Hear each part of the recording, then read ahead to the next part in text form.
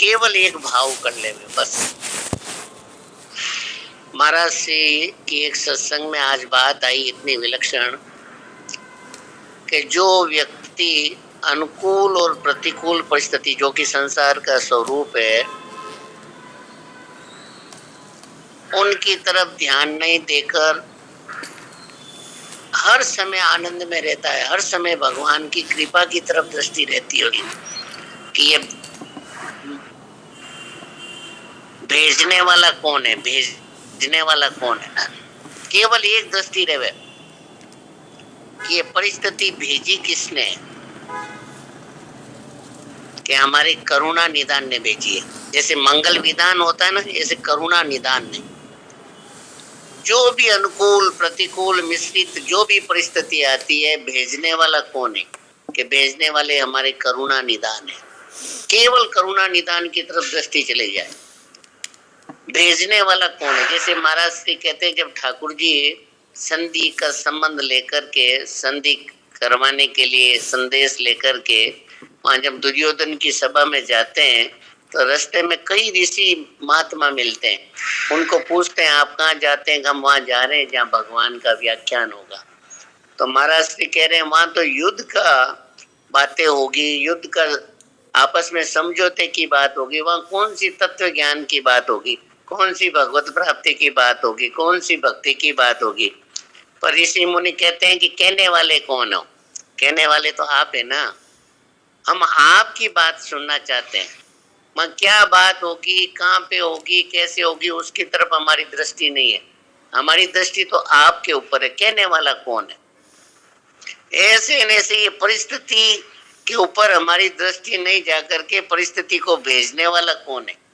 केवल एक दृष्टि चली जाए कि अरे मेरे प्रियतम ठाकुर जी भेजने वाले, वो मेरा कभी अहित नहीं कर सकते। भगवान और महापुरुष मेरा कभी भी अहित नहीं कर सकते, भेजने वाले एक वो है बस। ऐसी विलक्षण बात है, ऐसी बढ़िया बात है, केवल भगवान की कृपा की तरफ दृष्टि रहे और हर समय प्रसन्न रहे, हर समय प्रसन्न रहे बस।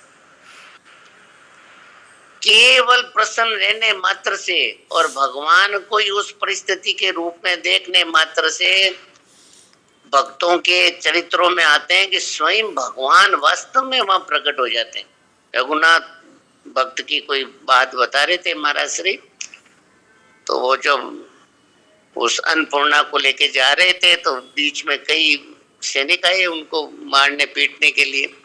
तो पर वो कह रहे हैं भगवान आप थे, किस रूप में आओ, मुझे मालूम है आप ही पधारे हो। रघुनाथ भक्त की दृष्टि केवल भगवान पे है।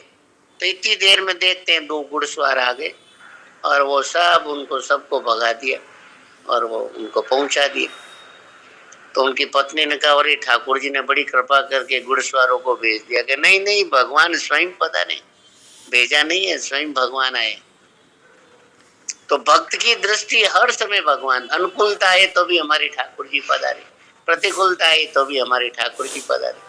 हमने महाराज श्री की भी बात सुनी, धवन जी ने बताया, वो संजीवनी में भी आती है कि वो जब 3 बजे सुबह गए थे तो उसमें महाराज श्री एक बार गंभीर हो गए और थोड़े से बाद में फिर मुस्कुराए, हंसे।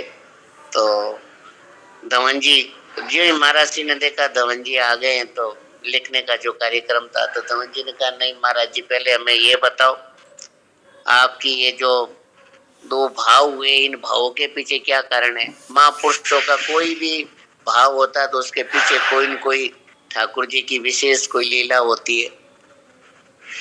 तो महाराज श्री कह रहे हैं कि भाई अचानक पेट में दर्द होने लग गया तो थोड़ा सा चेहरा गंभीर बन गया, दर्द की तरफ दृष्टि गई। तब फिर तुरंत ऐसे दृष्टि आई, अरे हमारे ठाकुर जी पधारे इस दर्द के रूप में, तो हमारे भगवान ही पधारे, हमारे प्रियतम ही पधारे। तो हंसी आ गई। तो पहले ऐसी दृष्टि हुई, फिर हंसी आ गई और थोड़ी देर में वो दर्द भी खत्म हो गया, दर्द भी चला गया। तो ऐसा होता है, ऐसा भगवान की कृपा से हमारी दृष्टि केवल ठाकुर जी पे चली जाए, केवल भगवान, भगवान ही पधारे इस रूप के अंदर, अनुकूलता के रूप में, प्रतिकूलता के रूप में, मिश्रित के रूप में। फिर ये हमारे को तंग नहीं कर पाएगी, ये ढीली पड़ जाएगी। जो ही ठाकुर जी को देखा ना, अनुकूलता का भी भोग नहीं होगा, अनुकूलता का सदुपयोग होने लग जाएगा। हमारे भगवान ही पधारे, हमारे ये आज जो कुछ भी अनुकूलता मिली, हमारे प्रियतम पधारे, हमारे ठाकुर जी पधारे। तो हम सबको सेवा में लगा दें, सबको सुख पहुंचा दें, सबका हित करें, अपने भोग के लिए काम में नहीं लेगा। और प्रतिकूलता तो साक्षात भगवान की कृपा का दर्शन होने लग जाएगा।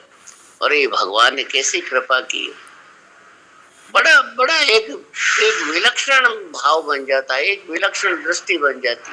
केवल मेरे भगवान पधारे, ऐसा महाराज से की बड़ी भारी कृपा है हम लोगों पर। इतना बड़ा ये जो काम है ना संसार में, जन्मों तक पीछा नहीं छोड़ता है। जो ये कर्म फल का आश्रय लेने वाले को जन्मों तक वो उसका पीछा नहीं छूटता है। एक जन्म में किया हुआ कहते हैं 84 लाख योनियों में भुगतने के बाद में भी, मनुष्य जन्म में भी वो तैयारी रहती है फिर उसकी। और नहीं तो बस हमारे प्रियतम, हमारे ठाकुर जी, हमारे भगवान ही पधारे। आप देखो एकदम बस पापा कट जावे, बस पूरा का पूरा। और सेठ जी को याद कर ले, हमारे सेठ जी तो निष्काम भाव की कितने। मोहन भाई साहब आपको याद है क्या, सेठ जी ने भगवान से कभी कुछ नहीं मांगा। बिल्कुल याद है। पर एक बार एक चीज मांगी, आपको याद है क्या?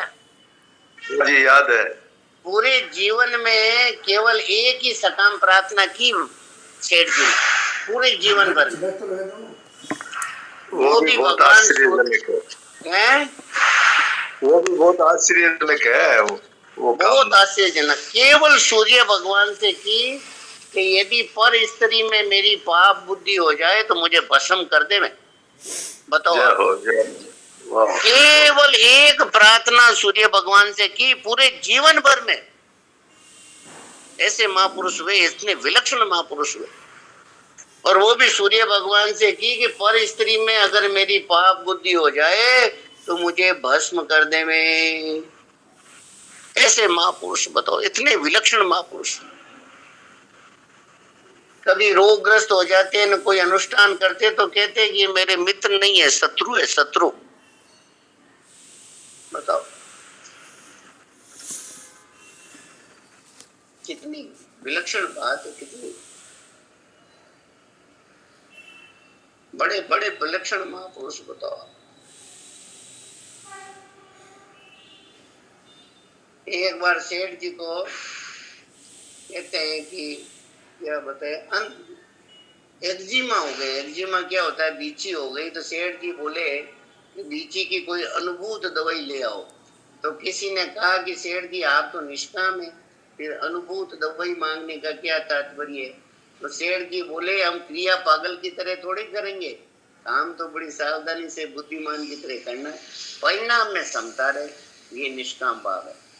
क्या गजब की निष्काम भाव की भी परिभाषा देखो, परिणाम में समता रहे, ये निष्काम भाव है। सेठ जी के जो एक्जिमा होने पर एक सज्जन उनसे दवाई लगा रहे थे। तो सेठ जी बोले जितने प्रेम से आप मेरे दवाई लगा रहे हो, वैसे ही अगर औरों का भी लगाओ तो मुक्ति हो जाए, मुक्ति हो जाए। क्या गजब की बात है। जितना मेरी सेवा कर रहे हो प्रेम से, उतनी अगर दूसरों की करो।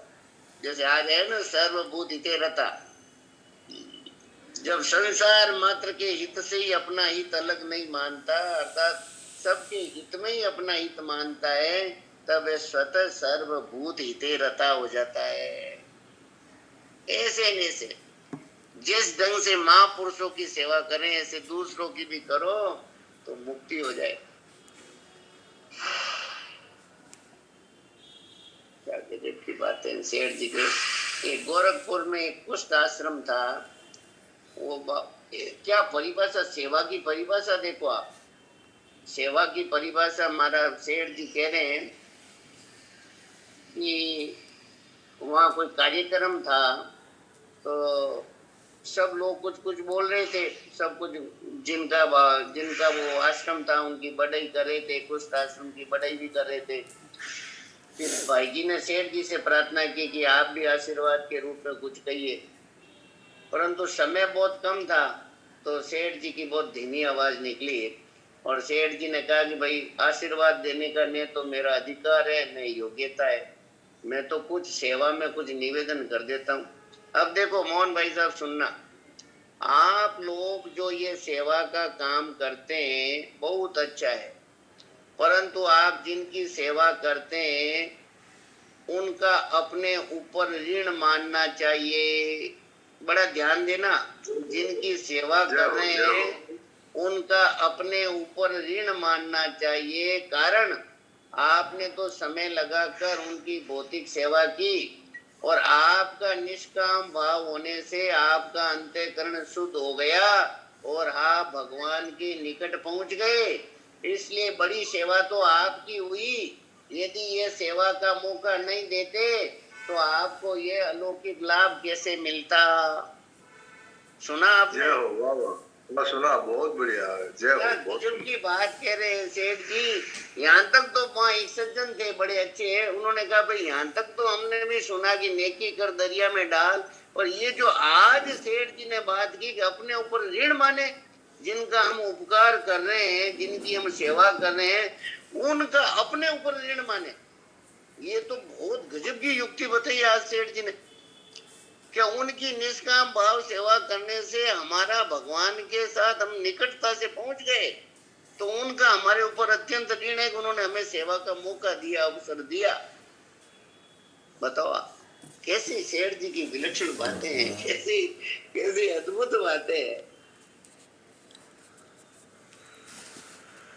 एक बार कहा कि भगवान, सेठ जी ने कहा अगर भगवान दर्शन देवे और अगर अपने को कहे कि भाई आप कोई वर मांगो, तो सेठ जी ने कहा ऐसा कहना चाहिए कि आपको क्या चाहिए, भगवान से कहना चाहिए। क्या गजब की बात है, आप देखो भगवान से ये कहो कि आपको क्या चाहिए आप मांगो।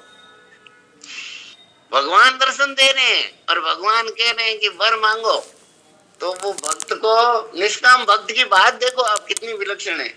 सेठ जी कह रहे हैं भगवान से बोलो आपको क्या चाहिए आप मांगे। क्यों?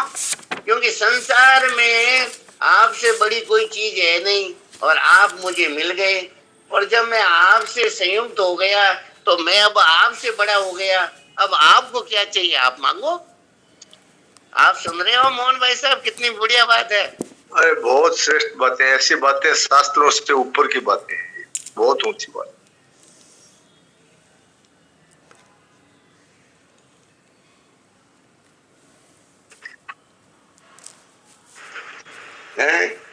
मतलब